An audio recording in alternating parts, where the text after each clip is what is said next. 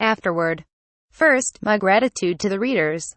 Thank you for purchasing By the Grace of the Gods too. It is thanks to everyone that the previous volume received a second print right away. And now, following the release of Volume 2, Volume 3 and the comic version has also been decided. I've heard that the publishers in charge of me have found my story promising. And I have received many comments and support on the website, Shosatsuka Ninaro. It was a greater reception than I expected up until the release of Volume 1, so I was bewildered for about a week. It truly was a result beyond my expectations. From the bottom of my heart, I am so grateful to the readers. By the Grace of the Gods has already reached the second volume, and I have experienced novelizing twice. It was a flurry of work during the production period, but looking back on it now, there were many things I didn't know for the first volume, and I had many questions for the editors and publishers as I worked every day. I must have caused much trouble for the editors and proofreaders. But this time, possibly thanks to my experience last time, it felt like the processes went by more smoothly, and I could feel my own growth. I won't say I'm used to it, but I'd like to accumulate these small growths and use them in my works in the future. I will work hard to return all the support I have received from everyone. Dear readers, I hope you continue to enjoy By the Grace of the Gods. Bonus short stories. The Seed of Rumors. Mom. Next door's being weird. At a certain florist's shop in Gimel Town, a boy came bursting through the door yelling, "Goodness me, what on earth? Didn't you go out to play?" "I did, but next door's being weird." "What do you mean by weird?"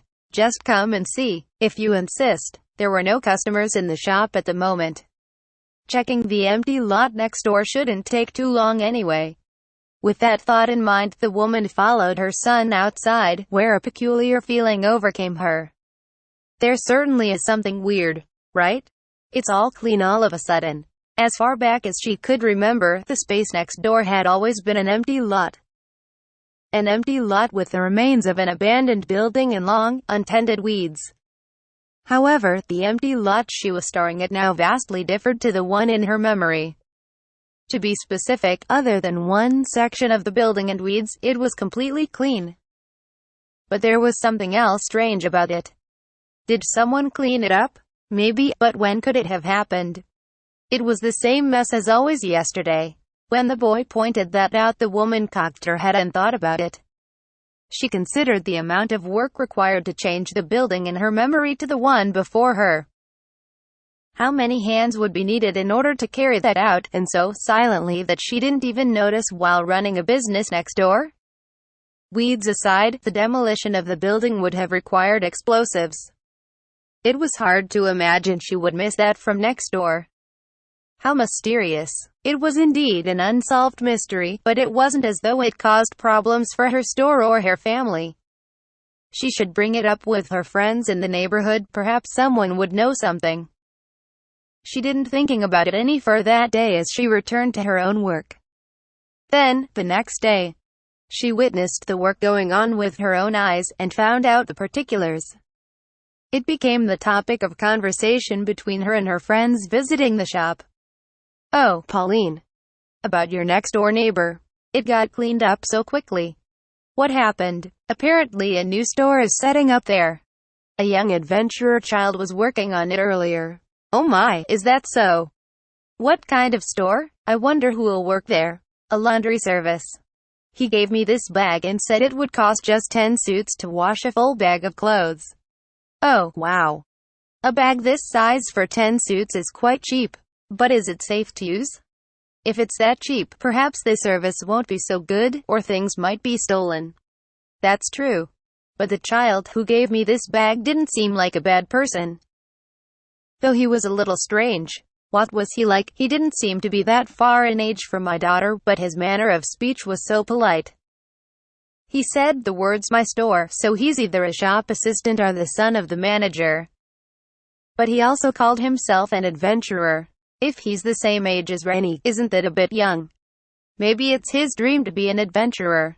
About that, he was actually wearing proper armor.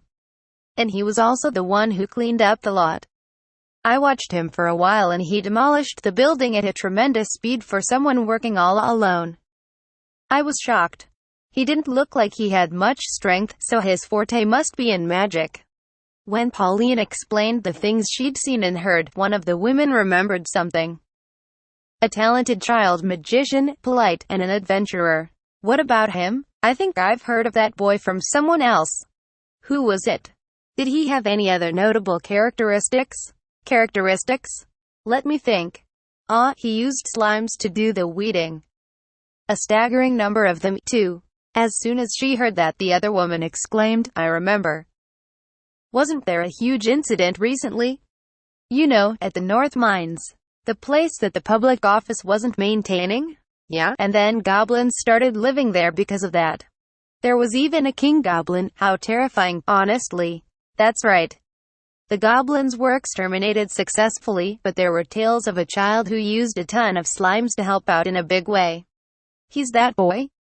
So he is a proper adventurer after all. If the tales are true, then yes. That's as far as I can remember, but I must have heard this from the housewife living across from us. Her husband's the one who works as an adventurer. Perhaps I'll ask them for more details when I get home. That was how this slight disturbance stirred the ladies' interest. Pauline, you remember what we discussed yesterday? About that housewife across from us, and continued to be the topic of their discussions the next day. That place is being built so fast. It was a barren wasteland just 2 or 3 days ago, too. The rapid completion of the building even drew the eyes of people passing by. Eventually, the rumors spread past the shop next door. Ma'am, have you heard the story about the laundry service? I've heard. They say the building's complete already. Oh. Wasn't it just the exterior? The building is just the exterior, but what's more important is their laundry service. Apparently, they use slimes to do the cleaning. Oh, really? I don't like the sound of that. That's what I thought at first, but my adventurer husband said, unbeknownst to the store owner, the rumors were beginning to spread far and wide. Sergei's monologue, I'm counting on you.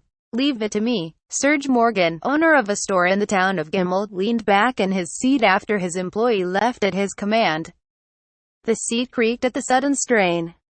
He was alone in the room. With no other source of noise in his surroundings, the creak echoed loudly. Perhaps I have put on too much weight. Touching a hand to his stomach, he recalled his younger days spent running around peddling goods and serving others. He'd been slender back then. Nowadays he was starting to feel concerned for his declining stamina. After a moment of silence, Serge stood up quietly and retrieved a wooden box from a shelf in the room. There's no point in lamenting. Things are about to get busier. Inside the box were several items brought to him just the other day. A peculiar type of cloth and string, and what appeared to be a completely normal iron ingot. Serge gazed upon the items as he thought about the young boy who had brought them in. Just who was he? Serge had heard of the things Ryoma had done in the short time since he arrived in Gimel town. However, he couldn't tell what kind of person Ryoma was yet. There are times when he seems like a child of pure naivety, and times where he seems like a calm and composed adult. His words, his attitude, his achievements. There's something different about him. Something more. Serge returned the box to the shelf and sat back down in his chair. What will happen from here, I wonder? Serge Morgan. The path he had taken to reach his current position wasn't easy by any means. There were times where he had to take risks and place himself in danger. As a result of this, he had cultivated a certain skill. Intuition 4.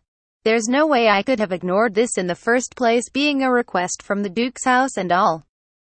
But even without that connection, there's more than enough value in him and his knowledge to lend my hand. Information that had been gathered. His experience as a merchant. The skill that had saved him from countless predicaments. Based on these combined factors, he determined he would assist Ryoma. Honestly, what a handful he will be. But that's precisely what will make it interesting. His words blended into the distant backdrop of insect sounds. Not to be heard by anyone.